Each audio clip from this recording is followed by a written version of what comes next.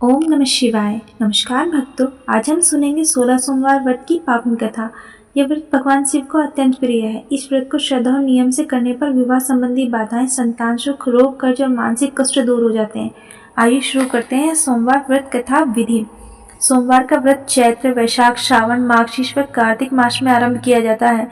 ज्यादातर श्रावण मास में सोमवार व्रत का अधिक प्रचलन है। सोमवार को प्रातःकाल काले तिल का तेल लगाकर स्नान करना चाहिए और विधि पूर्वक शिव जी का पूजन करना चाहिए। ओम नमो दशभुजाय त्रिनेत्राय पंचवदनाय शूलिने स्वित वृषभारूढ़ाय सर्वाभरण भूषिताय उद्ममार्धे स्थाय नमस्तुते सर्वभूताय। उपरोक्त ध्यान कर 3 दिन के तीसरे पहर तक व्रत करें और एक समय भोजन करें। इसके प्रभाव से सभी प्रकार के सुखों की प्राप्ति होती है। सोमवार का व्रत व कथा पूजन चैत्र मास में गंगा जल से सोमनाथ स्नान करने के समान और वैशाख में कन्यादान के समान, ज्येष्ठ में पुष्कर स्नान व गोदान के समान माना जाता है। भाद्रपद में यज्ञो व सवत्सव गोदान के समान, श्रावण में अश्वमेघ यज्ञ के समान, कार्तिक में वेद ज्ञाता ब्राह्मणों को 4 घोड़े जूते रथ के दान के समान, फागुन में ग्रहण के समान गोदान के समान फल प्रदान होता है। सोमवार के व्रत 3 प्रकार के होते हैं: साधारण, प्रति सोमवार, 16 सोमवार और सौम्य प्रदोष। शिव पूजन के पश्चात कथा सुननी चाहिए। इससे भगवान शंकर प्रसन्न होते हैं। आइए कथा शुरू करते हैं।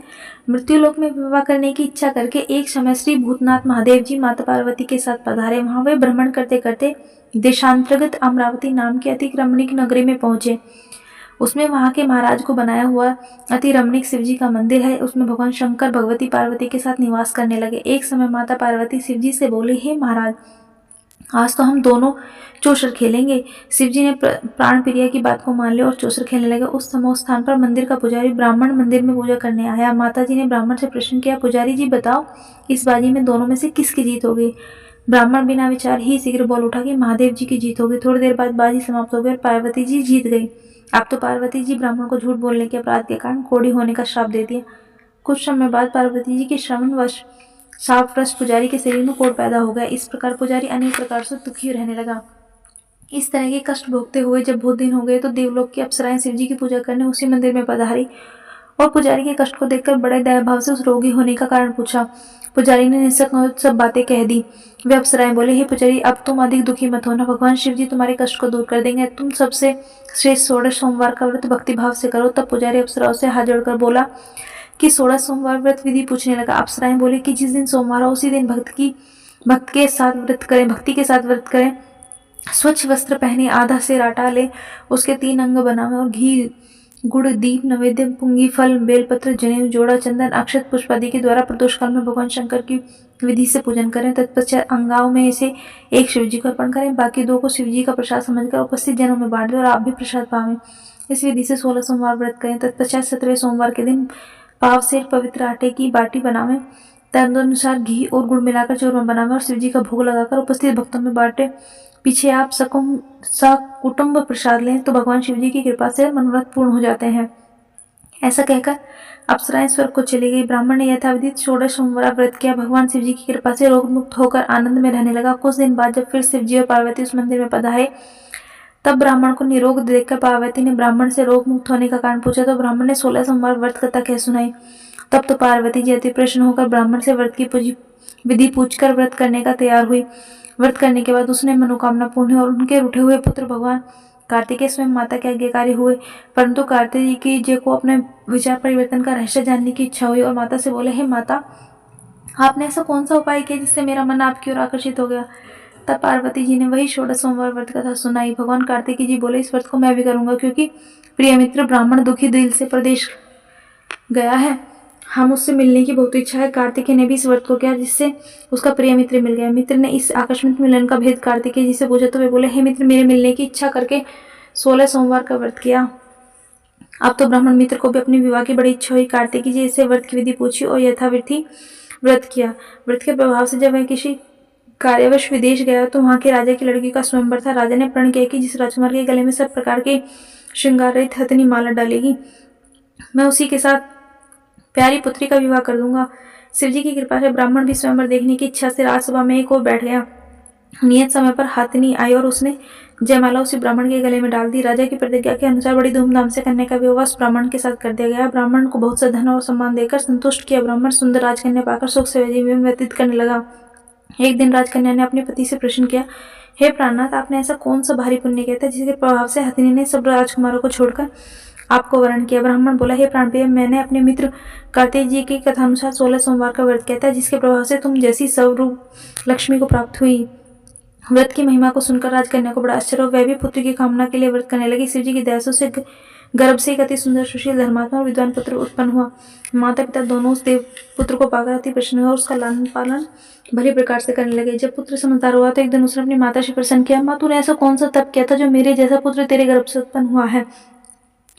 माता ने पुत्र का प्रबल मनोरथ जानने के लिए अपने किए हुए 16 सोमवार के व्रत की विधि के सहित पुत्र को सम्मुख रख दिया। पुत्र ने ऐसे सरल व्रत को तब सब तरह के मनोरथ पूर्ण करने वाला सुना तो वह व्रत को राज्याधिकार पाने की इच्छा से हर सोमवार को यथाविधि व्रत करने लगा। उसी समय एक देश के वृद्ध राजा के दूतों ने आकर उसकी एक राजकन्या के लिए वर्ण किया। राजा ने अपनी पुत्री का विवाह से सर्वगुण संपन्न ब्राह्मण युवक के साथ करके बड़ा सुख प्राप्त हुआ। वृद्ध राजा के दिवंगत हो जाने पर यही ब्राह्मण बालक गद्दी पर बिठाया गया। क्योंकि दिवंगत भूप का कोई पुत्र नहीं था, राज्य का अधिकारी होकर भी वह ब्राह्मण पुत्र अपने 16 सोमवार के व्रत को करता रहा। जब 17वां सोमवार आया तो विप्र पुत्र ने अपनी प्रियतमा से सब पूजन सामग्री लेकर शिवालय में चलने के लिए कहा, परंतु प्रियतमा ने उसकी आज्ञा की परवाह नहीं की। दास दासियों द्वारा सब सामग्रियां शिवालय भिजवा दी और आप नहीं गई। जब राजा ने शिव जी का पूजन समाप्त किया तब एक आकाशवाणी राजा के प्रति हुई। राजा ने सुना कि हे राजा, अपनी इस रानी को राजमहल से निकाल दे, नहीं तो तेरा सर्वनाश कर देगी। वाणी को सुनकर राजा का आश्चर्य का ठिकाना नहीं रहा और तत्काल ही मंत्रिगण गृह में आकर उसने सभासदों को बुलाकर पूछने लगा कि मंत्रियों, मुझे आज शिव जी की वाणी हुई है तो राजा अपनी रानी को निकाल दे, नहीं तो तेरा सर्वनाश कर देगी। मंत्री आदि सब बड़े विषय में और दुख में डूब गए, क्योंकि जिस कन्या के साथ राज मिला था राजा उसी को निकालने को जाल रचता है, वह कैसे हो सकेगा। अंत में राजा ने उसे यहाँ से निकाल दिया। रानी दुखी हृदय से भाग्य को कोसते हुए नगर से बाहर चली गई। बिना पत्राण, फटे वस्त्र पहने दुखी धीरे धीरे चलकर एक नगर में पहुंची। वहां पर एक बुढ़िया सूत काट कर बेचने जाती रानी की करुण दशा देखकर बोली, चल तो मेरा सूत बिकवा दे। ऐसी बात बुढ़िया की सुन रानी ने बुढ़िया के सर पर सूत की गठरी अपने सिर से उतार कर रख दी। थोड़ी देर बाद आंधी आई, बुढ़िया का सूत पोटली सहित उड़ गया। बेचारी बुढ़िया पछताती रह गई और रानी को अपने साथ दूर रहने को कह दिया। अब रानी एक तेली के घर गई तो तेली के सब मटके शिवजी के प्रकोप के कारण छटक गए। ऐसी दशा देख तेली ने रानी को अपने घर से निकाल दिया। इस प्रकार रानी अत्यंत दुखी पाती सरिता के तट पर तो गई। सरिता का समस्त जल सूख गया। तत्पश्चात रानी एक वन में गई। वहां जाकर सरोवर में सीढ़ी से उतर पानी पीने का गई। उसके हाथ से जल स्पर्श होते ही सरोवर का जल असंख्य कीड़ाओं में गंदा हो गया। रानी ने भाग्य पर दोष रोपण करते हुए उस जल का पान करके पेड़ की शीतल छाया में विश्राम करना चाहा। वह रानी जिस पेड़ के नीचे जाते उस पेड़ के पत्ते तत्काल गिर जाते। वन सरोवर जल की ऐसी दशा देखकर गौ चराते ग्वालों ने अपनी गोसाई जी से पूछा कि उस जंगल में स्थित मंदिर में पुजारी थे कहीं। गोसाई जी के आदेश अनुसार ग्वाले रानी को पकड़कर गोसाई के पास ले गए। रानी की मुख कांति और शरीर शोभा देखकर गोसाई जान गए कि अवश्य कोई विधि गति की मारी हुई कुली नबला है। पुजारी जी ने रानी से कहा कि पुत्री, तुम मेरे आश्रम में रहो, मैं तुमको किसी प्रकार का कष्ट नहीं होने दूंगा। गोसाई के ऐसे वचन सुनकर रानी को धीरज आया और आश्रम में रहने लगे। परंतु आश्रम में रानी जो भोजन बनाते उसमें कीड़े पड़ जाते, जल भर के लावे उसमें कीड़े पड़ जाते। अब तो गोसाई जी भी बड़े दुखी हो गए। रानी से बोले, बेटी, तेरे पे कौन से देवता का कोप है ऐसी जिससे तेरी ऐसी दशा है? पुजारी की बात सुन रानी ने शिवजी की पूजा करने का कथा सुनाई। तो पुजारी ने शिवजी महाराज की अनेक प्रकार से स्तुति करने के रानी के प्रति बोले, हे पुत्री, तुम सब मनोरथों को पूर्ण करने वाले 16 सोमवार का व्रत करो, उसके प्रभाव से अपने कष्टों से मुक्त हो सकोगी। गोसाई की बात सुनकर रानी ने 16 सोमवार का व्रत को विधि पूर्वक संपन्न किया। 17वें सोमवार को पूजन के प्रभाव से राजा के हृदय में विचार उत्पन्न हुआ कि रानी को गए हुए बहुत समय व्यतीत हो गया, न जाने कहाँ कहाँ भटकते हुए ढूंढना चाहिए।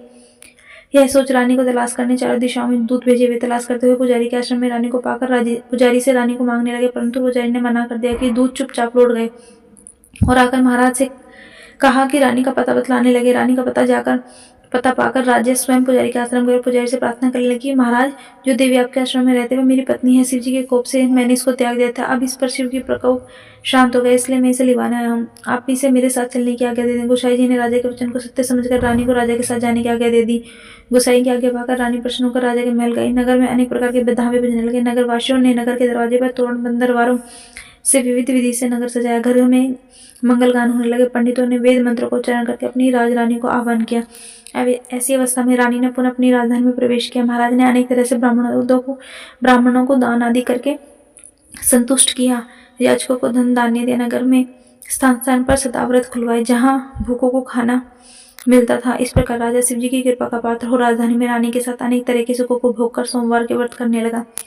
विधिवत शिव पूजन करते हुए लोक में अनेकानेक सुखों को भोगने के पश्चात शिवपुरी को पधारे। ऐसे ही जो मनुष्य मानसा वाचा और कर्मणा द्वारा भक्ति सहित सोमवार का व्रत पूजन इत्यादि विधिवत करते हैं, वो इस लोक में समस्त सुखों को भोगकर अंत में शिवपुरी को प्राप्त होते हैं। यह व्रत सब मनोरथों को पूर्ण करने वाला है। अतः आपको वीडियो अच्छी लगी हो तो लाइक करें, चैनल को सब्सक्राइब करें और अपने प्रियजनों के साथ वीडियो को शेयर करें।